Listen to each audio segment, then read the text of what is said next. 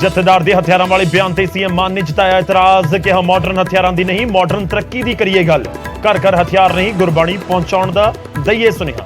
ਜਥੇਦਾਰ ਨੇ ਹਰ ਸਿੱਖ ਨੂੰ ਹਥਿਆਰ ਰੱਖਣ ਦੀ ਕੀਤੀ ਹੈ ਅਪੀਲ। ਕੁੱਟਮਾਰ ਦੇ ਮਾਮਲੇ 'ਚ ਆਮ ਆਦਮੀ ਪਾਰਟੀ ਦੇ ਵਿਧਾਇਕ ਡਾਕਟਰ ਬਲਬੀਰ ਸਿੰਘ ਨੂੰ 3 ਸਾਲ ਦੀ ਸਜ਼ਾ। ਜ਼ਮੀਨ ਕਬਜ਼ਾਉਣ ਦਾ ਇਲਜ਼ਾਮ, ਰੋਪੜ ਦੀ ਅਦਾਲਤ ਨੇ ਸੁਣਾਈ ਸਜ਼ਾ। ਸਰਕਾਰ ਤੇ ਕਿਸਾਨਾਂ ਦੇ ਵਿਚਾਲੇ ਹੋਈ ਮੀਟਿੰਗ ਦੇ ਵਿੱਚ ਬਣੀ ਸਹਿਮਤੀ। ਕਬਜ਼ਾ ਛਡਵਾਉਣ ਦੇ ਲਈ ਸਰਕਾਰ ਹੁਣ 15 ਦਿਨ ਦਾ ਦੇਵੇਗੀ ਨੋਟਿਸ। ਆਬਾਦਕਾਰਾਂ ਦੀਆਂ ਜ਼ਮੀਨਾਂ ਦੇ ਮਸਲੇ ਵਿਚਾਰਨ ਦੇ ਲਈ ਬਣੇਗੀ ਸਾਂਝੀ ਕਮੇਟੀ। ਬਿਨਾਂ ਖਰਚੇ ਕਬਜ਼ੇ ਛੱਡਣ ਦੇ ਲਈ ਹੁਣ 31 ਮਈ ਦੀ ਥਾਂ 30 ਜੂਨ ਤੱਕ ਦਾ ਸਮਾਂ। ਗੁਰੂ ਹਰਗੋਬਿੰਦ ਸਾਹਿਬ ਜੀ ਦੇ ਗੁਰਤਾਗੱਦੀ ਦਿਵਸ ਦੀਆਂ ਰੌਣਕਾਂ। ਦਰਬਾਰ ਸਾਹਿਬ ਦੇ ਵਿੱਚ ਕੀਤੀ ਗਈ ਦੀਪਮਾਲਾ ਤੇ ਆਤਿਸ਼ਬਾਜ਼ੀ।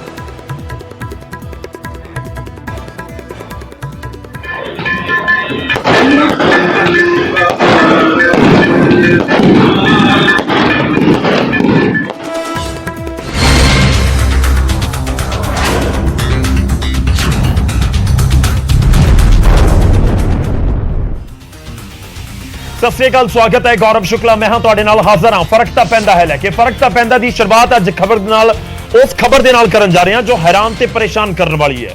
ਤੀਜੀ ਕਲਾਸ ਦੇ ਵਿੱਚ ਜਦੋਂ ਕੋਈ ਬੱਚਾ ਪੜ੍ਹ ਰਿਹਾ ਹੁੰਦਾ ਹੈ ਤਾਂ ਉਸ ਨੂੰ ਕਿੰਨੀ ਕੁ ਸਮਝ ਹੁੰਦੀ ਹੈ। ਤੀਜੀ ਕਲਾਸ ਦੇ ਵਿੱਚ ਜਦੋਂ ਕੋਈ ਬੱਚਾ ਪੜ੍ਹ ਰਿਹਾ ਹੁੰਦਾ ਹੈ ਤਾਂ ਕਿ ਵਾਕਈ ਹੀ ਉਹ ਕਿਸੇ ਨਸ਼ੇ ਦੀ ਸਪਲਾਈ ਦੇ ਵਿੱਚ ਸ਼ਾਮਲ ਹੋ ਸਕਦਾ ਹੈ। ਖੈਰ, ਫਾਜ਼ਿਲਕਾ ਤੋਂ ਇੱਕ ਖਬਰ ਆਈ ਹੈ ਜੋ ਜ਼ਰੂਰ ਸਵਾਲ ਚੁੱਕਦੀ ਹੈ। ਫਾਜ਼ਿਲਕਾ ਦੇ ਵਿੱਚ ਤੀਜੀ ਜਮਾਤ ਦਾ ਬੱਚਾ ਸ਼ਰਾਬ ਵੇਚ ਰਿਹਾ ਹੈ। ਇੱਕ ਪਾਸੇ ਨਸ਼ੇ ਨੂੰ ਰੋਕਣ ਦੇ ਲਈ ਸਾਈਕਲ ਰੈਲੀ ਕੱਢੀ ਗਈ ਤਾਂ ਦੂਜੇ ਪਾਸੇ ਫਾਜ਼ਿਲਕਾ 'ਚ ਤੀਜੀ ਜਮਾਤ ਦੇ ਨੌਜਵਾਨ ਸ਼ਰਾਬ ਵੇਚ ਰਹੇ ਨੇ। ਤੁਸੀਂ ਦੇਖ ਸਕਦੇ ਹੋ ਕਿ ਕਿਸ ਤਰ੍ਹਾਂ ਦੋ ਛੋਟੇ-ਛੋਟੇ ਮਾਸੂਮ ਸ਼ਰਾਬ ਵੇਚਦੇ ਨਜ਼ਰ ਆਉਂਦੇ ਨੇ। ਕਿੱਥੇ ਗਿਆ ਬੇਲੀ? ਡੈਡੀ ਕਿੱਥੇ ਗਿਆ ਤੇਰਾ? ਰੇਟ ਰੂਟ ਪਤਾ ਸਾਰੇ? ਰੋਜ਼ ਬਹਿਨਾ ਦੁਪਹਿਰੇ ਰੋਜ਼ ਬਹਿਨਾ। ਇੱਕ ਪਾਸੇ ਤਾਂ ਨੌਜਵਾਨੀ ਨੂੰ ਨਸ਼ੇ ਦੀ ਦਲਦਲ ਚੋਂ ਬਾਹਰ ਕੱਢਣ ਦੀ ਗੱਲ ਕੀਤੀ ਜਾ ਰਹੀ ਹੈ, ਉੱਥੇ ਇਹ ਤਸਵੀਰਾਂ ਪ੍ਰਸ਼ਾਸਨਿਕ ਵਾਅਦਿਆਂ ਤੇ ਦਾਅਵਿਆਂ ਦੇ ਉੱਤੇ ਸਵਾਲ ਖੜੇ ਕਰਦੀਆਂ ਨੇ। ਖੈਰ, ਜਦੋਂ 3 ਸਾਲ ਦਾ ਬੱਚਾ ਸ਼ਰਾਬ ਵੇਚਦਾ ਹੋਵੇ ਤੇ ਉਹਨੂੰ ਸਾਰੇ ਸ਼ਰਾਬ ਦੇ ਬ੍ਰਾਂਡਸ ਤੇ ਰੇਟ ਵੀ ਪਤਾ ਹੋਣ, ਫਿਰ ਫਰਕ ਤਾਂ ਪੈਂਦਾ। ਉਧਰ ਫਗਵਾੜਾ ਦੇ ਮੋਦੀ ਬਾਜ਼ਾਰ ਦੇ ਵਿੱਚ ਕਰੀਬ 10 ਨੌਜਵਾਨਾਂ ਨੇ ਇੱਕ ਦੁਕਾਨ ਦੇ ਅੰਦਰ ਵੜ ਕੇ ਜ਼ਬਰਦਸਤ ਤਰੀਕੇ ਨਾਲ ਦੁਕਾਨਦਾਰ ਨਾਲ ਕੁੱਟਮਾਰ ਤੇ ਆਉਂਦੇ ਨੇ ਕਰੀਬ 10 ਦੇ ਨੌਜਵਾਨ ਦੁਕਾਨ ਦੇ ਅੰਦਰ ਤੇ ਦੁਕਾਨਦਾਰ ਨੂੰ ਫੜ ਕੇ ਪਹਿਲਾਂ ਇੱਕ ਜਣੇ ਨੇ ਥੱਪੜ ਜੜਿਆ ਤੇ ਫਿਰ ਬਾਕੀ ਖੜੇ ਨੌਜਵਾਨਾਂ ਨੇ ਵੀ ਉਸ ਨੂੰ ਫੜ ਕੇ ਕੁੱਟਮਾਰ ਕਰਨੀ ਸ਼ੁਰੂ ਕਰ ਦਿੱਤੀ। ਬਸ ਨਹੀਂ, ਦੁਕਾਨਦਾਰ ਨੌਜਵਾਨ ਦੇ ਪਿਤਾ ਦੀ ਵੀ ਕੁੱਟਮਾਰ ਇਹਨਾਂ ਬਦਮਾਸ਼ਾਂ ਦੇ ਵੱਲੋਂ ਕੀਤੀ ਗਈ। ਦੁਕਾਨ ਦੇ ਬਾਹਰ ਵੀ ਹੱਥੋਂ-ਪਾਈ ਹੋਈ ਤੇ ਹਥਿਆਰਾਂ ਦੇ ਨਾਲ ਕੁੱਟਿਆ ਗਿਆ। ਪੀੜਤ ਦੁਕਾਨਦਾਰ ਦਾ ਕਹਿਣਾ ਹੈ ਕਿ ਅਚਾਨਕ ਜਵਾਕ ਦੇ ਬਾਂਹ ਲੱਗਣ ਨੂੰ ਲੈ ਕੇ ਪੂਰਾ ਮਾਮਲਾ ਸ਼ੁਰੂ ਹੋਇਆ ਸੀ, ਪਰ ਇਹ ਨੌਜਵਾਨ ਪਤਾ ਨਹੀਂ ਕੌਣ ਸਨ ਜਿਨ੍ਹਾਂ ਨੇ ਆ ਕੇ ਕੁੱਟਮਾਰ ਕਰ ਦਿੱਤੀ। ਤੇ ਉਹ ਮੈਂ ਆਇਆ ਅੰਦਰ ਆਸ਼ੀਰਵਾਦ ਸਾਡੇ ਕੋਲ ਪਿਆ ਪੈਰਾਂ 'ਚ, ਮੇਰਾ ਪੈਰ ਅੜ ਗਿਆ, ਨਾਲ ਕੁਰਸੀ ਸੀ। ਉਹ ਬੇਟੀ ਉਹਦੇ ਕੋਲ ਖੜੀ ਤੇ ਮੈਂ ਬੇਟੀ ਕੋਲ ਖੜੀ, ਉਹਦੇ ਨਾਲ ਮੈਂ ਟੱਚ ਹੋ ਗਿਆ, ਮੋਢਾ ਮੇਰੀ ਨੀ ਟੱਚ ਹੋ ਗਈ। ਉਹ ਕਹਿੰਦੀ ਭਈਆ ਤੂੰ ਟੱਚ ਕੀਤਾ। ਮੈਂ ਕਿਹਾ ਬੇਟਾ ਮੇਰੀ ਗਲਤੀ ਨਾ ਹੋਇਆ ਵਾ, ਅਗਰ ਤੈਨੂੰ ਲੱਗਾ ਤੇ ਫਿਰ ਮੈਂ ਤਾਂ ਕੁਝ ਨਹੀਂ ਕਰ ਸਕਦਾ, ਮੈਂ ਤੈਨੂੰ ਸਫਾਈ ਦੇ ਸਕਦਾ, ਤੇਰੇ ਸਾਹਮਣੇ ਮੈਂ ਤਾਂ ਰਿਕਾਰਡਿੰਗ ਵੀ ਹੈਗੀ ਆ। ਕਹਿੰਦੀ ਕਿ ਨਹੀਂ ਮੈਂ ਟੱਚ ਕੀਤਾ, ਤੁਸੀਂ ਬਾਈ ਚਾਂਸ ਗਲਤ ਨਾਲ ਟੱਚ ਕੀਤਾ। ਮੈਂ ਕਿਹਾ ਜੋ ਮਰਜ਼ੀ ਕਰ ਲੈ, ਮੇਰੇ ਤੋਂ ਰਿਕਾਰਡਿੰਗ ਪਈ ਆ। ਉਸੇ ਟਾਈਮ ਆਪਣੇ ਬ੍ਰਦਰ ਨੂੰ ਲੈ ਆਈ 8-10 ਜਣਿਆਂ ਨੂੰ, ਨਾਲ ਉਹਨਾਂ ਕੋਲ ਤਲਵਾਰ ਵੀ ਸੀਗੀ, ਨਾਲ ਬੇਸ ਬੈਟ ਵੀ ਸੀਗੇ, 1-2 ਚੀਜ਼ਾਂ ਹੋਰ ਵੀ ਸੀਗੀਆਂ। ਮੈਂ ਉਧਰੋਂ ਕਸਟਮਰ ਅਟੈਂਡ ਕਰਦਾ, ਮੈਂ ਕਾਊਂਟਰ ਵਾਲੀ ਸਾਈਡ ਤੇ, ਮੈਨੂੰ ਆਂਦੇ ਟੁੱਟ ਕੇ ਪੈ ਗਏ। ਇਸ ਤਰ੍ਹਾਂ ਦਿਨ ਦਿਹਾੜੇ ਗੁੰਡਾਗਰਦੀ ਕਾਨੂੰਨ ਵਿਵਸਥਾ ਤੇ ਸਵਾਲ ਜ਼ਰੂਰ ਖੜੇ ਕਰਦੀ ਹੈ। ਤਾਂ ਦੁਕਾਨ ਦੇ ਵਿੱਚ ਵੜ ਕੇ ਕੀਤੀ ਗਈ ਕੁੱਟਮਾਰ, ਯਾਨੀ ਕਿ ਸ਼ਰੇਆਮ ਕੀਤੀ ਗਈ ਗੁੰਡਾਗਰਦੀ ਨਾਲ ਫਰਕ ਤਾਂ ਪੈਂਦਾ ਹੈ। ਉਧਰ ਅੰਮ੍ਰਿਤਸਰ ਦੇ ਤਹਿਸੀਲਪੁਰਾ ਦੇ ਵਿੱਚ 2 ਚੋਰਾਂ ਨੇ ਡਾਕਟਰ ਨੂੰ ਲੁੱਟਣ ਦੀ ਕੋਸ਼ਿਸ਼ ਕੀਤੀ। ਮਰੀਜ਼ ਬਣ ਕੇ ਲੁਟੇਰੇ ਪਹੁੰਚੇ। ਇਹ ਦੋਨੋਂ ਕਲੀਨਿਕ ਦੇ ਵਿੱਚ ਬੁਖਾਰ ਦੱਸ ਕੇ ਬੜੇ ਸਨ। ਜਿਵੇਂ ਡਾਕਟਰ ਨੇ ਇਲਾਜ ਸ਼ੁਰੂ ਕੀਤਾ ਤੇ ਇਹਨਾਂ ਨੇ ਤੇਜ਼ਧਾਰ ਹਥਿਆਰ ਕੱਢ ਲਏ ਅਤੇ ਡਾਕਟਰ ਤੇ ਵੀ ਵਾਰ ਕਰ ਦਿੱਤਾ, ਜਿਸ ਤੋਂ ਬਾਅਦ ਡਾਕਟਰ ਨੇ ਰੌਲਾ ਪਾ ਦਿੱਤਾ ਤਾਂ ਆਲੇ ਦੁਆਲੇ ਲੋਕਾਂ ਨੇ ਦੋਵਾਂ ਨੂੰ ਫੜ ਲਿਆ। ਭੀੜ ਨੇ ਪਹਿਲਾਂ ਤਾਂ ਦੋਵੇਂ ਚੋਰਾਂ ਦੀ ਜੰਮ ਕੇ ਕੁੱਟਮਾਰ ਕੀਤੀ, ਜਿਸ ਤੋਂ ਬਾਅਦ ਪੁਲਿਸ ਨੂੰ ਸੱਦ ਲਿਆ ਗਿਆ।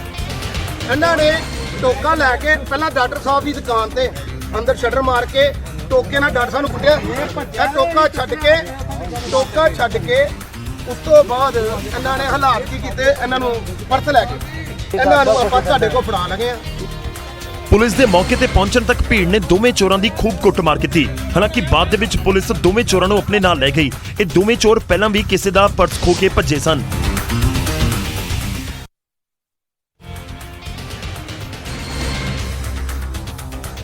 ਹੁਣ ਅੱਗੇ ਵਧਦੇ ਇਸ ਸਮੇਂ ਇੱਕ ਵੱਡੀ ਖਬਰ ਆ ਰਹੀ ਹੈ, ਉਸਦਾ ਰੁਖ ਕਰਾਂਗੇ। ਸਿਮਰਨਜੀਤ ਸਿੰਘ ਮਾਨ ਸੰਗਰੂਰ ਲੋਕ ਸਭਾ ਚੋਣ ਲੜਨਗੇ। ਜਿਹਾਂ ਸੰਗਰੂਰ ਦੇ ਵਿੱਚ ਜ਼ਿਮਨੀ ਚੋਣ ਹੋਣ ਜਾ ਰਹੀ ਹੈ, ਕਿਉਂਕਿ ਭਗਵੰਤ ਮਾਨ ਜੋ ਕਿ ਉੱਥੋਂ ਜਿੱਤੇ ਸਨ 2019 ਦੇ ਵਿੱਚ, ਉਹਨਾਂ ਨੇ ਅਸਤੀਫਾ ਦਿੱਤਾ ਹੈ, ਮੁੱਖ ਮੰਤਰੀ ਉਹ ਬਣ ਚੁੱਕੇ ਨੇ, ਤਾਂ ਇਸ ਕਰਕੇ ਸੰਗਰੂਰ ਦੇ ਵਿੱਚ ਲੋਕ ਸਭਾ ਦੀ ਜ਼ਿਮਨੀ ਚੋਣ ਹੋਏਗੀ। ਤੇ ਸ਼੍ਰੋਮਣੀ ਅਕਾਲੀ ਦਲ ਅੰਮ੍ਰਿਤਸਰ ਦੇ ਪ੍ਰਧਾਨ ਨੇ ਸਿਮਰਨਜੀਤ ਸਿੰਘ ਮਾਨ ਤੇ ਉਹਨਾਂ ਦੇ ਵੱਲੋਂ ਐਲਾਨ ਕੀਤਾ ਗਿਆ ਹੈ ਕਿ ਉਹਨਾਂ ਦੇ ਵੱਲੋਂ ਸੰਗਰੂਰ ਲੋਕ ਸਭਾ ਦੀ ਜ਼ਿਮਨੀ ਚੋਣ ਲੜੀ ਜਾਵੇਗੀ। ਇਸ ਦੇ ਨਾਲ ਹੀ ਉਹਨਾਂ ਨੇ ਕਿਹਾ ਕਿ ਪੰਥਕ ਪਾਰਟੀਆਂ ਤੋਂ ਸਹਿਯੋਗ ਉਹ ਲੈਣਗੇ। ਇਹਨਾਂ ਚੋਣਾਂ ਦੇ ਵਿੱਚ ਜਿੱਤਣ ਦੇ ਲਈ ਪੰਥਕ ਪਾਰਟੀਆਂ ਦੇ ਸਹਿਯੋਗ ਦੇ ਨਾਲ ਉਹ ਇਸ ਚੋਣ ਨੂੰ ਲੜਨਗੇ। ਸਿਮਰਨਜੀਤ ਸਿੰਘ ਮਾਨ ਤੇ ਨਿਊਜ਼ 18 ਦੇ ਉੱਤੇ ਸਿਮਰਨਜੀਤ ਸਿੰਘ ਮਾਨ ਦੇ ਵੱਲੋਂ ਇਹ ਬਿਆਨ ਦਿੱਤਾ ਗਿਆ ਕਿ ਸਾਰੀਆਂ ਪੰਥਕ ਪਾਰਟੀਆਂ ਤੋਂ ਸਹਿਯੋਗ ਲੈ ਕੇ ਮੈਂ ਇਲੈਕਸ਼ਨ ਲੜਾਂਗਾ। ਨਿਊਜ਼ 18 ਦੇ ਨਾਲ ਐਕਸਕਲੂਸਿਵ ਗੱਲਬਾਤ ਕੀਤੀ ਹੈ ਸਾਡੇ ਸਹਿਯੋਗੀ ਅਮਨ ਭਾਰਦਵਾਜ, ਉਹਨਾਂ ਨਾਲ ਗੱਲ ਕਰ ਰਹੇ ਨੇ। ਪਾਰਟੀ ਨੇ ਅੱਜ ਸਟੇਟਮੈਂਟ ਦਿੱਤੀ ਹੈ ਜੀ, ਤੇ ਜੇ ਸਟੇਟਮੈਂਟ ਦਿੱਤੀ ਹੈ ਮੈਂ ਪਾਰਟੀ ਦਾ ਹੁਕਮ ਤਾਂ ਮੈਨੂੰ ਮੰਨਣਾ ਹੀ ਪਊਗਾ ਨਾ। ਮੈਂ ਸਮਝਦਾ ਕਿ ਅਕਾਲੀ ਕੈਂਡੀਡੇਟ ਪਾਰਲੀਮੈਂਟ ਦੇ ਵਿੱਚ ਜਾਣਾ ਚਾਹੀਦਾ ਪੰਥਕ, ਕਿਉਂ ਕਰਕੇ ਪਿਛਲੀ ਵਾਰੀ ਬਹੁਤ ਰਾਜ ਸਭਾ ਦੇ ਵਿੱਚ ਆਮ ਆਦਮੀ ਪਾਰਟੀ ਨੇ ਭੇਜੀ ਹੈ ਜੀ, ਤੇ ਹੁਣ ਅਗਲਾ ਵੀ ਆਮ ਪਾਰਟੀ ਦਾ ਰਾਜ ਸਭਾ ਦੇ ਵਿੱਚ ਜਾ ਰਿਹਾ ਹੈ ਜੀ, ਤੇ ਪੰਥ ਵੱਲੋਂ ਕਲੈਕਟਿਵਲੀ ਇੱਕ ਕੈਂਡੀਡੇਟ ਪਾਰਲੀਮੈਂਟ ਦੇ ਵਿੱਚ ਪਹੁੰਚਣਾ ਚਾਹੀਦਾ ਹੈ।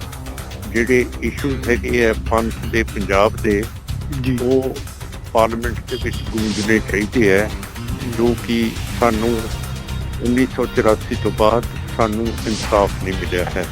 ਤੁਸੀਂ ਮੰਨਦੇ ਕਿ ਅਕਾਲੀ ਦਲ ਨੂੰ, ਜਿਵੇਂ ਅਕਾਲੀ ਦਲ ਹੈ, ਅਕਾਲੀ ਦਲ ਸੰਯੁਕਤ ਐਸਾ ਵੀ ਅਕਾਲੀ ਦਲ ਨੂੰ ਤੁਹਾਨੂੰ ਸਪੋਰਟ ਕਰਨੀ ਚਾਹੀਦੀ ਹੈ? ਮੈਂ ਤਾਂ ਸਾਰਿਆਂ ਦੀ ਸਪੋਰਟ ਲਊਂਗਾ ਅਮਨ ਜੀ, ਹੁਣ ਬਗੈਰ ਮੰਗਣ ਤੋਂ ਤਾਂ ਕੋਈ ਦਿੰਦਾ ਨਹੀਂ ਹੁੰਦਾ। ਜਿਹੜਾ ਮੰਗਤਾ ਹੁੰਦਾ ਹੈ ਉਹ ਤੁਹਾਡੀ ਕਾਰ ਤੋਂ ਜਾ ਕੇ ਹੱਥ ਲਾ ਦਿੰਦਾ ਹੈ, ਤੇ ਸਾਰਿਆਂ ਤੋਂ ਮੈਨੂੰ ਤਾਂ ਹੈਲਪ ਮੰਗਣੀ ਪਊਗੀ।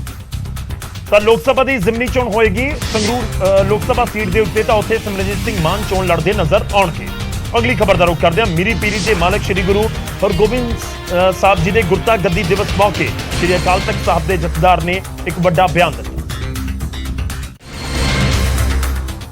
ਤੇ ਜਥੇਦਾਰ ਗਿਆਨੀ ਹਰਪ੍ਰੀਤ ਸਿੰਘ ਨੇ ਸਿੱਖਾਂ ਨੂੰ ਲਾਇਸੈਂਸੀ ਹਥਿਆਰ ਰੱਖਣ ਦੀ ਅਪੀਲ ਕੀਤੀ। ਜਥੇਦਾਰ ਕਹਿ ਰਹੇ ਨੇ ਕਿ ਗੁਰੂ ਹਰਗੋਬਿੰਦ ਸਿੰਘ ਸੱਚੇ ਪਾਤਸ਼ਾਹ ਦੇ ਹੁਕਮਾਂ ਦੀ ਪਾਲਣਾ ਕਰਦਿਆਂ ਸ਼ਸਤਰਧਾਰੀ ਹੋਈਏ।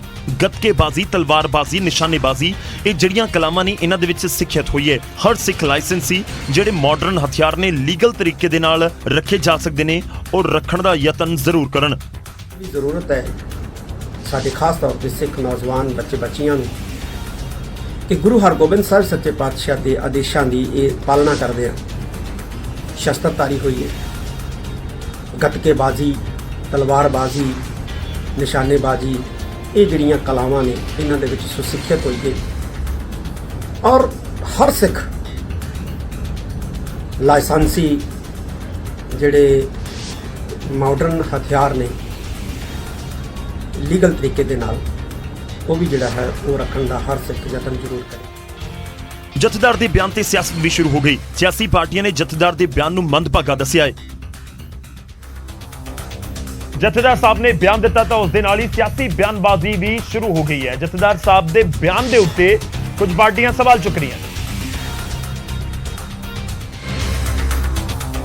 ਤੇ ਪੰਜਾਬ ਦੇ ਸੀਐਮ ਭਗਵੰਤ ਮਾਨ ਨੇ ਜਥੇਦਾਰ ਦੇ ਬਿਆਨ ਨੂੰ ਲੈ ਕੇ ਸਵਾਲ ਚੁੱਕ ਦਿੱਤੇ।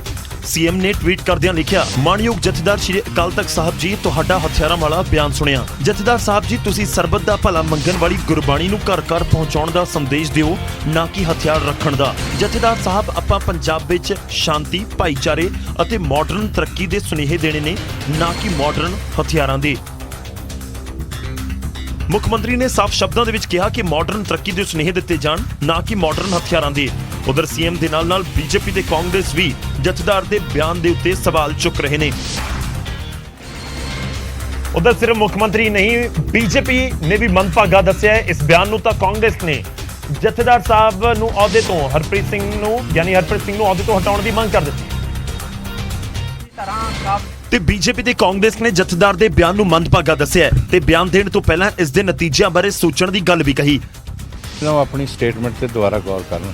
ਉਹਨਾਂ ਨੇ ਨਾਲ ਇਹ ਵੀ ਕਿਹਾ ਕਿ ਦੇਸ਼ ਦੇ ਹਾਲਾਤ ਖਰਾਬ ਹੋ ਰਹੇ ਆ, ਸੂਬੇ ਦੇ ਹਾਲਾਤ ਖਰਾਬ ਹੋ ਰਹੇ ਆ। ਨਾ ਦੇਸ਼ ਦੇ ਹੋ ਰਹੇ ਆ, ਨਾ ਸੂਬੇ ਦੇ ਹੋ ਰਹੇ ਆ, ਪਰ ਇਹਨਾਂ ਗੱਲਾਂ ਨਾਲ ਜ਼ਰੂਰ ਹੋ ਜਾਣਗੇ। ਇਸ ਜਗ੍ਹਾ ਤੇ ਬਹਿ ਕੇ ਇਹੋ ਜੀ ਗੱਲ ਕਰਨੀ ਕੋਈ ਬਹੁਤੀ ਵਧੀਆ ਗੱਲ ਨਹੀਂ ਕੀਤੀ ਗਿਆਨੀ ਜੀ ਨੇ। ਬਟ ਉਹ ਹੀ ਦੱਸਣ ਵੀ ਕੀ ਖਤਰਾ ਹੈ, ਕੀ ਐਸੀ ਗੱਲ ਹੈ, ਕੀ ਮਾਡਰਨ ਵੈਪਨਸ ਰੱਖਣ ਦੀ ਲੋੜ ਹੈ।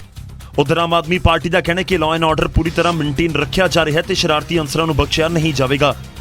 ਸਿੱਖ ਧਰਮ ਦੀਆਂ ਜਿਹੜੀਆਂ ਮਰਿਆਦਾ ਨੂੰ ਲੈ ਕੇ ਜਥੇਦਾਰ ਸਾਹਿਬ ਕੋਈ ਅਪੀਲ ਕਰਦੇ ਆ, ਮੈਨੂੰ ਲੱਗਦਾ ਇਹ ਉਸ ਪੁਆਇੰਟ ਆਫ ਵਿਊ ਨਾਲ ਦੇਖਣੀ ਚਾਹੀਦੀ ਸੀ, ਇਹਨੂੰ ਰਾਜਨੀਤਿਕ ਸਿਨੈਰੀਓ ਨੂੰ ਨਹੀਂ ਜੋੜਨਾ ਚਾਹੀਦਾ। ਜਦੋਂ ਕਿ ਅਕਾਲੀ ਦਲ ਜਥੇਦਾਰ ਦੇ ਬਿਆਨ ਨੂੰ ਸਹੀ ਦੱਸ ਰਿਹਾ ਹੈ ਔਰ ਨਾਲ ਹੀ ਜਿਹੜਾ ਕ੍ਰਾਈਮ ਵਧ ਰਿਹਾ ਇਹਦੇ ਵਾਸਤੇ ਜਿਹੜੇ ਹਥਿਆਰਬੰਦ ਲਾਇਸੈਂਸ ਰੱਖਣ ਦੀ ਜਿਹੜੀ ਹੈ ਜਿਹੜਾ ਲਾਇਸੈਂਸ ਹਥਿਆਰ ਰੱਖਣ ਦੀ ਜਿਹੜੀ ਗੱਲ ਕਹੀ ਹੈ, ਮੈਂ ਸਮਝਦਾ ਸਮੇਂ ਦੇ ਮੁਤਾਬਕ ਰੈਲੀਵੈਂਟ। ਤੇ ਉਧਰ ਐਸਜੀਪੀਸੀ ਦਾ ਕਹਿਣਾ ਹੈ ਕਿ ਅਪੀਲ ਨਹੀਂ ਹੁਕਮ ਹੈ। ਤਾਂ ਜਥੇਦਾਰ ਸਾਹਿਬ ਦੇ ਬਿਆਨ ਤੋਂ ਬਾਅਦ ਸਿਆਸਤ ਜਾਰੀ ਹੈ ਤੇ ਸਭ ਦੇ ਵਿਚਾਲੇ ਰਾਜਾ ਵੜਿੰਗ ਨੇ ਇੱਕ ਵੱਡੀ ਸਟੇਟਮੈਂਟ ਦਿੱਤੀ ਹੈ, ਉਸ ਦਾ ਵੀ ਜ਼ਿਕਰ ਕਰਦੇ ਹਾਂ। ਰਾਜਾ ਵੜਿੰਗ ਕਹਿ ਰਹੇ ਨੇ ਕਿ ਗਿਆਨੀ ਹਰਪ੍ਰੀਤ ਸਿੰਘ ਨੂੰ ਜਥੇਦਾਰ ਦੇ ਅਹੁਦੇ ਤੋਂ ਹਟਾ ਦਿੱਤਾ ਜਾਵੇ, ਜਥੇਦਾਰ ਹਰਪ੍ਰੀਤ ਸਿੰਘ ਨੂੰ ਹਟਾ ਦਿੱਤਾ ਜਾਵੇ, ਅਹੁਦੇ ਤੋਂ ਲਾਂਭੇ ਕਰ ਦਿੱਤਾ ਜਾਵੇ। ਜਥੇਦਾਰ ਦਾ ਬਿਆਨ ਭਾਈਚਾਰਕ ਸਾਂਝ ਦੇ ਲਈ ਖਤਰਨਾਕ ਹੈ, ਇਹ ਵੀ ਰਾਜਾ ਵੜਿੰਗ ਦੇ ਵੱਲੋਂ ਟਵੀਟ ਕਰਕੇ ਸਟੇਟਮੈਂਟ ਦਿੱਤੀ ਗਈ ਹੈ। ਬਹੁਤ ਤਿੱਖਾ ਬਿਆਨ ਰਾਜਾ ਵੜਿੰਗ ਦੇ ਵੱਲੋਂ ਦਿੱਤਾ ਗਿਆ ਜਥੇਦਾਰ ਸਾਹਿਬ ਨੂੰ ਲੈ ਕੇ। ਉਹਨਾਂ ਨੇ ਪਹਿਲਾਂ ਵੀ ਜੋ ਸਟੇਟਮੈਂਟ ਦਿਨ ਦੇ ਵਿੱਚ ਦਿੱਤੀ ਉਸ ਦੇ ਵਿੱਚ ਉਹਨਾਂ ਨੇ ਜ਼ਿਕਰ ਕੀਤਾ ਕਿ ਜਥੇਦਾਰ ਸਾਹਿਬ ਨੂੰ ਅਜਿਹੀ ਗੱਲ ਨਹੀਂ ਕਰਨੀ ਚਾਹੀਦੀ ਸੀ, ਕੋਈ ਬਹੁਤੀ ਸਿਆਣੀ ਗੱਲ ਨਹੀਂ ਹੈ, ਉਹੀ ਦੱਸਣ ਕਿ ਆਖਿਰ ਖਤਰਾ ਕੀ ਹੈ। ਰਾਜਾ ਵੜਿੰਗ ਦਾ ਟਵੀਟ ਕੀ ਹੈ ਉਹ ਵੀ ਤੁਹਾਨੂੰ ਦਿਖਾ ਰਹੇ ਹਾਂ ਤੇ ਉਹ ਲਿਖਦੇ ਨੇ ਕਿ ਬਿਨਾਂ ਤੱਥਾਂ ਨੂੰ ਦੱਸੇ ਜਥੇਦਾਰ ਸਾਹਿਬ ਦੇ ਵੱਲੋਂ ਮਾਡਰਨ ਹਥਿਆਰਾਂ ਵਾਲਾ ਦਿੱਤਾ ਗਿਆ ਬਿਆਨ ਸ਼ਰਾਰਤੀ ਹੈ। ਇਹ ਪੰਜਾਬੀ ਭਾਈਚਾਰਕ ਸਾਂਝ ਦੇ ਲਈ ਖਤਰਨਾਕ ਹੈ, ਜਿਵੇਂ ਇਹ ਸ਼ਰਾਰਤੀ ਤਾਕਤਾਂ ਦੇ ਬੁਲਾਰੇ ਬਣੇ ਹੋਏ ਨੇ। ਮੈਂ ਪੰਜਾਬ ਦੀ ਸ਼ਾਂਤੀ ਦੇ ਲਈ ਮੰਗ ਕਰਦਾ ਕਿ ਇਹਨਾਂ ਨੂੰ ਉੱਚ ਅਹੁਦੇ ਤੋਂ ਹਟਾਇਆ ਜਾਵੇ।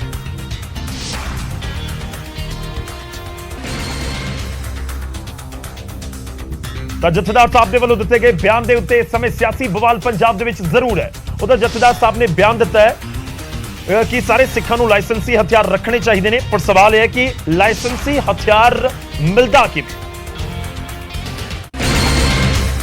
ਤੇ ਹਥਿਆਰ ਮਿਲਦੇ ਨੇ ਆਰਮਜ਼ ਐਕਟ 1959 ਦੇ ਤਹਿਤ।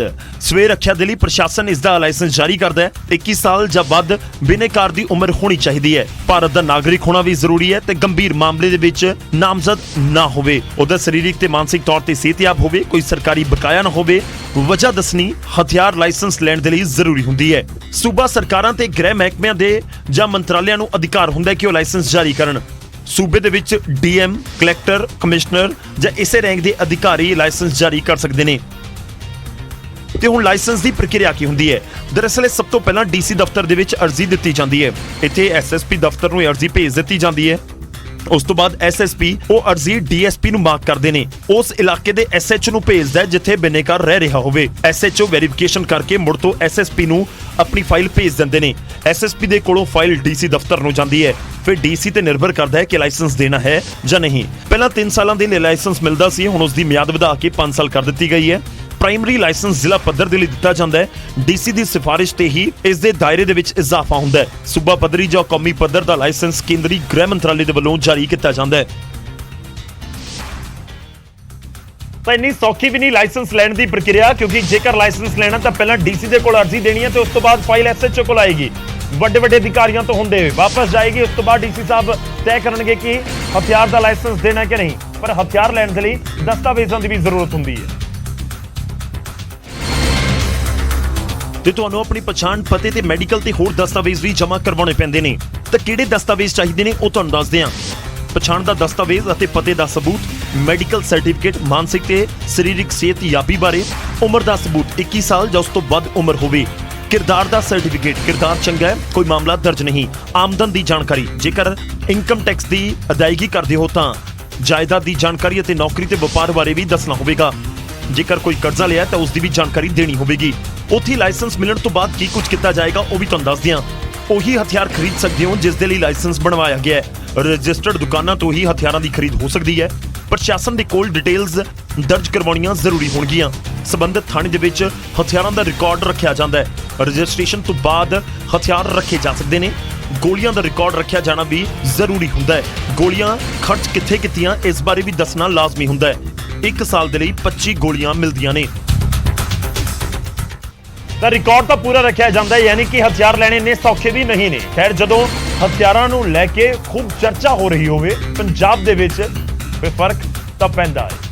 ਉਧਰ ਨਾਭਾ ਦੇ ਪਿੰਡ ਜਿੰਦਲਪੁਰ ਦੇ ਵਿੱਚ ਕਬਜ਼ਾ ਛਡਵਾਉਣ ਆਈ ਪੰਚਾਇਤੀ ਵਿਭਾਗ ਦੀ ਟੀਮ ਦਾ ਕਿਸਾਨਾਂ ਦੇ ਵੱਲੋਂ ਜ਼ਬਰਦਸਤ ਵਿਰੋਧ ਕੀਤਾ। ਤੇ ਪਿੰਡ ਵਾਸੀਆਂ ਦੇ ਵੱਲੋਂ ਪਹਿਲਾਂ ਪੀਲਾ ਪੰਜਾ ਵਾਪਸ ਮੋੜਿਆ ਗਿਆ ਤੇ ਫਿਰ ਭਜਾ ਕੇ ਕਾਨੂੰਗੋ ਤੇ ਪਟਵਾਰੀ ਨੂੰ ਵੀ ਬੇਰੰਗ ਭੇਜ ਦਿੱਤਾ ਗਿਆ। ਦੱਸ ਦਈਏ ਕਿ ਕਰੀਬ 5 ਘਰਾਂ ਨੂੰ ਢਾਉਣ ਦੇ ਲਈ ਪ੍ਰਸ਼ਾਸਨਿਕ ਅਧਿਕਾਰੀ ਪੀਲਾ ਪੰਜਾ ਲੈ ਕੇ ਪਹੁੰਚੇ ਸਨ, ਪਰ ਉਸੇ ਮੌਕੇ ਤੇ ਕਿਸਾਨ ਜਥੇਬੰਦੀਆਂ ਤੇ ਪਿੰਡ ਵਾਸੀ ਇਕੱਠੇ ਹੋ ਗਏ। ਸਾਡੀ ਕ੍ਰਾਂਤੀਕਾਰੀ ਕਿਸਾਨ ਯੂਨੀਅਨ ਪੰਜਾਬ ਦੇ ਵੱਲੋਂ ਬੀਕੇਯੂ ਕ੍ਰਾਂਤੀਕਾਰੀ ਪੰਜਾਬ ਵੱਲੋਂ ਅਸੀਂ ਪ੍ਰਸ਼ਾਸਨ ਨੂੰ ਇੱਥੋਂ ਉਠਾਇਆ। ਦੁਬਾਰਾ ਜੇ ਫਿਰ ਵੀ ਪ੍ਰਸ਼ਾਸਨ ਕੋਈ ਸ਼ਰਾਰਤਬਾਜ਼ੀ ਕਰਦਾ ਹੈ ਪਿੰਡ ਜੰਦਲਪੁਰ ਦੇ ਵਿੱਚ, ਫਿਰ ਸਾਡੀ ਜਥੇਬੰਦੀ ਬੀਕੇਯੂ ਕ੍ਰਾਂਤੀਕਾਰੀ ਇਹ ਪਰਿਵਾਰ ਦੇ ਨਾਲ ਖੜੀ ਹੈ ਤੇ ਖੜੀ ਰਹੂਗੀ। ਕਿਸਾਨਾਂ ਦਾ ਕਹਿਣਾ ਕਿ ਇਹਨਾਂ ਘਰਾਂ ਤੇ ਕਰੀਬ 30 ਸਾਲਾਂ ਤੋਂ ਹੀ ਰਹਿ ਰਹੇ ਨੇ ਤੇ 2008 ਦੇ ਵਿੱਚ ਪੰਚਾਇਤ ਦੇ ਵੱਲੋਂ ਇਜਲਾਸ ਸੱਦ ਕੇ ਇਹਨਾਂ ਵਿਅਕਤੀਆਂ ਨੂੰ ਇਹ ਘਰ ਅਲਾਟ ਕੀਤੇ ਗਏ ਸਨ। ਇਹ ਧਰਤੀ ਤੇ ਇਹਨਾਂ ਦੇ 30-35 ਸਾਲ ਤੋਂ ਜਿਹੜੇ ਮਕਾਨ ਬਣੇ ਹੋਏ ਨੇ ਪਿੰਡ ਜੰਦਲਪੁਰ ਦੇ ਵਿੱਚ, ਤੇ ਇਜਲਾਸ ਸੱਦਿਆ ਗਿਆ ਪਿੰਡ ਦਾ 2008 ਦੇ ਵਿੱਚ। ਗ੍ਰਾਮ ਸਭਾ ਦੇ ਵਿੱਚ ਇਹਨਾਂ ਦਾ ਮਤਾ ਪਾਇਆ, ਸਾਰੇ ਘਰਾਂ ਦਾ ਮਤਾ ਪਾਉਣ ਤੋਂ ਬਾਅਦ ਇਹਨਾਂ ਨੇ ਪੰਚਾਇਤ ਨੇ ਇਹਨੂੰ ਮਾਲਕੀ ਦਿੱਤੀ ਸਾਰੇ ਪਿੰਡ ਦੀ ਸਹਿਮਤੀ ਨਾਲ। ਸਰਕਾਰ ਦੇ ਵੱਲੋਂ ਪੰਚਾਇਤੀ ਜ਼ਮੀਨਾਂ ਤੇ ਕਬਜ਼ਿਆਂ ਨੂੰ ਹਟਾਇਆ ਜਾ ਰਿਹਾ ਹੈ ਤੇ ਇਸ ਵਿਚਾਲੇ ਕਈ ਥਾਵਾਂ ਤੇ ਵਿਰੋਧ ਵੀ ਵੇਖਣ ਨੂੰ ਮਿਲ ਰਿਹਾ ਹੈ। ਇਸ ਵਿਰੋਧ ਦੇ ਵਿਚਾਲੇ ਇੱਕ ਮੀਟਿੰਗ ਵੀ ਹੋਈ। ਪੰਚਾਇਤੀ ਮੰਤਰੀ ਤੇ ਕਿਸਾਨਾਂ ਦੇ ਵਿਚਾਲੇ ਮੀਟਿੰਗ ਹੋਈ ਹੈ ਤੇ ਮੰਗਾਂ ਨੂੰ ਲੈ ਕੇ ਦੋਵਾਂ ਧਿਰਾਂ ਦੇ ਵਿਚਾਲੇ ਸਹਿਮਤੀ ਵੀ ਬਣੀ ਤੇ ਮੀਟਿੰਗ 'ਚ ਬਾਤਕਾਰਾਂ ਦੀਆਂ ਜ਼ਮੀਨਾਂ ਦੇ ਮਸਲੇ ਵਿਚਾਰਨ ਦੇ ਲਈ 9 ਮੈਂਬਰੀ ਇੱਕ ਸਾਂਝੀ ਕਮੇਟੀ ਬਣਾਉਣ ਦਾ ਫੈਸਲਾ ਹੋਇਆ। ਨਾਲ ਹੀ ਮੰਤਰੀ ਕਹਿ ਰਹੇ ਨੇ ਕਿ ਜ਼ਮੀਨ ਛਡਵਾਉਣ ਤੋਂ ਪਹਿਲਾਂ ਹੁਣ 15 ਦਿਨ ਦਾ ਨੋਟਿਸ ਭੇਜਿਆ ਜਾਵੇਗਾ ਤੇ ਸਾਰਾ ਕੰਮ ਕਾਨੂੰਨ ਦੇ ਮੁਤਾਬਕ ਹੀ ਹੋ ਰਿਹਾ ਹੈ। ਅਸੀਂ ਤੈਅ ਕੀਤਾ ਕਿ ਜਿਹੜੇ ਇਹ ਕਿਸਾਨ ਨੇ ਛੋਟੇ, ਜਿਨ੍ਹਾਂ ਨੇ ਜ਼ਮੀਨਾਂ ਵਾਹੀਯੋਗ ਬਣਾਈਆਂ, ਸਾਰਾ ਕੁਝ ਕੀਤਾ, ਉਹਨਾਂ ਦੇ ਭਵਿੱਖ ਬਾਰੇ ਇੱਕ ਵੱਖਰੀ ਰਣਨੀਤੀ ਜਿਹੜੀ ਤੈਅ ਕਰਾਂਗੇ। ਉਦੋਂ ਦੇ ਵਿੱਚ ਸਾਡੇ ਨਾਲ ਸਾਡੀਆਂ ਕਿਸਾਨ ਜਥੇਬੰਦੀਆਂ ਦੇ ਆਗੂ ਹੋਣਗੇ। ਇੱਕ ਅਸੀਂ 9 ਮੈਂਬਰੀ ਕਮੇਟੀ ਜਿਹੜੀ ਆ ਉਹਦੇ ਲਈ ਗਠਿਤ ਕਰਾਂਗੇ। ਸਾਡੇ ਅਧਿਕਾਰੀ ਹੋਣਗੇ ਤੇ ਕਿਸਾਨ ਲੀਡਰ ਹੋਣਗੇ। ਕਿਸਾਨਾਂ ਦਾ ਕਹਿਣਾ ਹੈ ਕਿ ਬਿਨਾਂ ਖਰਚੇ ਕਬਜ਼ੇ ਛੱਡਣ ਦੇ ਲਈ ਹੁਣ 31 ਮਈ ਦੀ ਥਾਂ 30 ਜੂਨ ਤੱਕ ਦਾ ਸਮਾਂ ਦਿੱਤਾ ਗਿਆ ਹੈ। ਕਮੇਟੀ ਨੇ ਇਹੀ ਕੰਮ ਕਰਨਾ ਹੈ ਕਿ ਇਹ ਫਾਰਮਰ ਹੈ ਜਾਂ ਕੋਈ ਲੈਂਡ ਮਾਫੀਆ ਹੈ, ਇਹੀ ਚੀਜ਼ ਮਤਲਬ ਕਮੇਟੀ ਨੇ ਕੱਢਣਾ ਹੈ। ਦੂਸਰੀ ਗੱਲ ਹੈ ਕਿ ਕਮੇਟੀ ਨੇ ਇਹ ਕੱਢਣਾ ਹੈ ਕਿ ਕਿੰਨੀ ਤਰ੍ਹਾਂ ਦੀ ਸ਼ਾਮਲਾਤ ਹੈ। 6-7 ਕਿਸਮ ਦੀਆਂ ਸ਼ਾਮਲਾਤਾਂ ਨੇ। ਕੁਝ ਸ਼ਾਮਲਾਤਾਂ ਉਹ ਨੇ ਜਿਨ੍ਹਾਂ ਦੇ ਸਿੱਧਾ ਕਿਸਾਨਾਂ ਦਾ ਹੀ ਰਾਈਟ ਹੈ, ਲੋਕਾਂ ਦਾ ਹੀ ਹੱਕ ਹੈ, ਪਰ ਉਹ ਵੀ ਮਤਲਬ ਅਸੀਂ ਨਿਖੇੜ ਕੇ ਬਾਹਰ ਕੱਢ ਕੇ ਦੇਣਾ। ਇਸੇ ਲਈ ਮੀਟਿੰਗ ਤੋਂ ਬਾਅਦ ਕਿਸਾਨਾਂ ਨੇ ਇਹ ਵੀ ਕਿਹਾ ਕਿ ਸਰਕਾਰ ਨੇ ਸਾਡੀਆਂ ਸਾਰੀਆਂ ਮੰਗਾਂ ਮੰਨ ਲਈਆਂ ਨੇ। ਉਧਰ ਮੰਤਰੀ ਨੇ ਯਕੀਨ ਦਿਵਾਇਆ ਕਿ ਕਿਸੇ ਗਰੀਬ ਦਾ ਘਰ ਨਸ਼ਟ ਨਹੀਂ ਕੀਤਾ ਜਾਵੇਗਾ। ਖੈਰ, ਪੰਚਾਇਤੀ ਜ਼ਮੀਨ ਦੇ ਉੱਤੇ ਕਬਜ਼ਾ ਛੁਡਵਾਉਣ ਦੀ ਮੁਹਿੰਮ ਜਾਰੀ ਹੈ। ਹੁਣ ਤੱਕ 2000 ਏਕੜ ਤੋਂ ਜ਼ਿਆਦਾ ਸਰਕਾਰ ਦੇ ਮੰਤਰੀ ਦਾਅਵਾ ਕਰਦੇ ਨੇ ਕਿ ਕਬਜ਼ਾ ਛੁਡਵਾ ਲਿਆ ਗਿਆ ਤੇ ਇਸ ਸਭ ਦੇ ਵਿਚਾਲੇ ਕਿਸਾਨਾਂ ਦੇ ਵਿਰੋਧ ਦਾ ਸਾਹਮਣਾ ਵੀ ਕਰਨਾ ਪਿਆ। ਉਧਰ ਫਾਜ਼ਿਲਕਾ ਦੇ ਵਿੱਚ ਕਿਸਾਨ ਮਜ਼ਦੂਰ ਸੰਘਰਸ਼ ਕਮੇਟੀ ਨੇ ਸੂਬੇ ਦੇ ਵਿੱਚ ਜ਼ਮੀਨ ਕੁਰਕੀ ਨੂੰ ਲੈ ਕੇ ਇੱਕ ਵੱਡਾ ਐਲਾਨ ਕੀਤਾ ਤੇ ਕਿਸਾਨਾਂ ਨੇ ਐਲਾਨ ਕੀਤਾ ਕਿ ਜੇ ਕਿਸਾਨ ਦੀ ਜ਼ਮੀਨ ਦਾ ਕਬਜ਼ਾ ਰਹਿੰਦਾ ਹੈ ਤਾਂ ਜ਼ਮੀਨ ਦੀ ਕੁਰਕੀ ਹੋਵੇਗੀ, ਉਹ ਅਸੀਂ ਨਹੀਂ ਹੋਣ ਦੇਵਾਂਗੇ। ਕਿਸਾਨ ਮਜ਼ਦੂਰ ਸੰਘਰਸ਼ ਕਮੇਟੀ ਦਾ ਕਹਿਣਾ ਹੈ ਕਿ ਜਦੋਂ ਕੇਂਦਰ ਸਰਕਾਰ ਪ੍ਰਾਈਵੇਟ ਘਰਾਣਿਆਂ ਦਾ 11,68,000 ਕਰੋੜ ਦਾ ਕਰਜ਼ਾ ਮਾਫ ਕਰ ਸਕਦੀ ਹੈ ਤਾਂ ਫਿਰ ਕਿਸਾਨ ਮਜ਼ਦੂਰਾਂ ਦਾ ਕਿਉਂ ਨਹੀਂ। ਕਿਸਾਨ ਮਜ਼ਦੂਰ ਕਰਜ਼ਾ ਨਹੀਂ ਮੋੜ ਸਕਦੇ। ਜੇ 11,68,000 ਕਰੋੜ ਦਾ ਕਰਜ਼ਾ ਉਹਨਾਂ ਦਾ ਕਾਰਪੋਰੇਟਾਂ ਦਾ ਕਰਜ਼ਾ ਖਤਮ ਕਰ ਸਕਦੇ ਆ, ਉਹ ਕਿਸਾਨਾਂ ਦਾ ਕਰਜ਼ਾ ਖਤਮ ਕਰਨ। ਸਾਡੇ ਕੋਲ ਕਰਜ਼ਾ ਹੈ ਨਹੀਂ, ਅਸੀਂ ਕਿਸੇ ਕਿਸਾਨ ਦੀ ਕਰਜ਼ੇ ਕਰਨ ਕੁਰਕੀ ਨਹੀਂ ਹੋਣ ਦਿਆਂਗੇ। ਨਾਲ ਹੀ ਕਿਸਾਨਾਂ ਨੇ ਦਰਿਆਈ ਪਾਣੀ ਗੰਦਲੇ ਹੋਣ ਤੇ ਵੀ ਚਿੰਤਾ ਜਤਾਈ ਤੇ ਕਿਹਾ ਕਿ ਜੇ ਨਾ ਕੋਈ ਫੈਸਲਾ ਲਿਆ ਗਿਆ ਤਾਂ ਕਿਸਾਨ ਫੈਕਟਰੀਆਂ ਦੇ ਬਾਹਰ ਧਰਨੇ ਦੇਣਗੇ। ਅਸੀਂ ਆਪਣੇ ਪਾਣੀ ਬਚਾਇਆ ਜਾਵੇ, ਜਿਹੜਾ ਦਰਿਆਵਾਂ ਦੇ ਵਿੱਚ ਗੰਦਾ ਪਾਣੀ ਪੈ ਰਿਹਾ ਉਹ ਪਾਣੀ ਰੋਕਣ ਦੇ ਵਾਸਤੇ ਲੜਾਈ ਲੜੀ ਜਾਵੇ। ਜਿਹੜਾ ਫੈਕਟਰੀਆਂ ਦਾ ਗੰਦਾ ਪਾਣੀ ਪੈ ਰਿਹਾ, ਦਰਿਆ ਗੰਦੇ ਹੋ ਗਿਆ, ਬਿਮਾਰੀਆਂ ਫੈਲ ਰਹੀਆਂ, ਸਾਡਾ ਜੀਣਾ ਇੱਕ ਨਰਕ ਬਣ ਗਿਆ ਵਾ ਇਲਾਕੇ ਦਾ, ਉਹਦਾ ਸਾਰਾ ਰੋਕਥਾਮ ਕਰਨ ਵਾਸਤੇ ਲੋਕਾਂ ਨੂੰ ਜਾਗਰੂਕ ਕਰ ਰਹੇ ਆ ਤੇ ਲੋਕਾਂ ਨੂੰ ਜਾਗਰੂਕ ਕਰਕੇ ਲੜਾਈ ਦੇ ਮੈਦਾਨ 'ਚ ਲਿਆਵਾਂਗੇ। ਫਰਕ ਤਾਂ ਪੈਂਦੇ ਦੇ ਵਿੱਚ ਵੇਲਾ ਇੱਕ ਛੋਟਾ ਜਿਹਾ ਬ੍ਰੇਕ ਦਾ ਹੋ ਚੱਲਿਆ। ਬ੍ਰੇਕ ਤੋਂ ਬਾਅਦ ਜਦੋਂ ਵਾਪਸ ਆਵਾਂਗੇ ਤਾਂ ਤੁਹਾਨੂੰ ਦਿਖਾਵਾਂਗੇ ਕਿ ਆਖਿਰ ਕਿੱਥੇ ਨੇਤਾ ਜੀ ਨੇ ਸੜਕ ਦੇ ਉੱਤੇ ਹੀ ਬਵਾਲ ਕਰ ਦਿੱਤਾ, ਕਿੱਥੇ ਨੇਤਾ ਜੀ ਗੱਡੀ ਦੇ ਵਿੱਚ ਬੈਠਣ ਦੀ ਥਾਂ ਗੱਡੀ ਦੇ ਉੱਤੇ ਚੜ ਗਏ। ਬ੍ਰੇਕ ਤੋਂ ਬਾਅਦ